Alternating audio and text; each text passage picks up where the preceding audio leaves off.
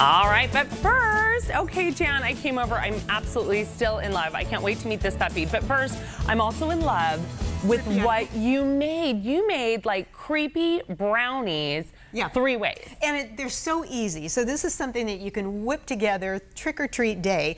We're going to start with the Monster Mash This brownies. is one of my favorites. And know. honestly, I have to tell everybody out there that Jan's, you know how there's all of those Pinterest fails? Mine always are Pinterest fails. Yours look better than the ones on Pinterest. Well, this is really easy, and you're going to make one here too. Oh, are you sure you want me to do that? It's really fun because there's no right or wrong. So I made a batch of brownies, and what I did is I gave it a really thin coat of brownie of icing just because I didn't want them to dry out. Now you've got spooky colors, and you've got decorations, and you've got your spoons right here, and all you do is make globs. You just swirl it because, as you can see, it's just, I mean, you can't go wrong. You can't. What does a monster look like? That's Although, true. I don't know. I've been known to go wrong. Well, we're going to see right now. All right. So, oh, yes. you're making me nervous. No, you just swirl. Okay, so this is a big monster. Yeah. And you can finish them off with googly eyes, too. All right. So we got that. And these are like cake decorating googly eyes? Yep, they're How edible. cool is Oh, you're that? scaring me, girl. Look at that. Whoa, now that's perfect. So you just continue. And you can just do it different colors. And I like how they like have them next to each other, but you want to make like some small, some big type of thing. Exactly. And then you can just take your decorated, sugars and just put them in between or all over. So easy, so fun. I love this idea. How easy is that? Okay, that's your Monster Mash. All right. These are great. Okay, so this is, there's a little bit of trick to these. These are brownies with marshmallows on top. And then covering the marshmallows, I took some vanilla icing. Okay. Now, you have to make sure, and it's already, I had it melted a little bit and it hardened up again.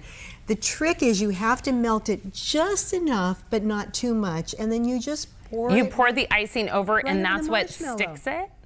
Okay. Exactly. And so now this one is a marshmallow. I experimented, but it's real sticky and gooey. How'd you get it all gooey like that? I put it in the microwave for about 20 seconds, and then I just turned it upside down. So you've got 2 ways to do it with vanilla icing, and then And then you just put, he can have 3 eyes. Yeah, or you can put one right there too. Okay. This guy doesn't have any eyes. I'll give him some. So just make sure that you don't heat all of your icing, because if you need to thicken it, you can go back and put some. And these are the giant marshmallows, and what's great is these right here are out right now because it's campfire season, right? I know, these are giant.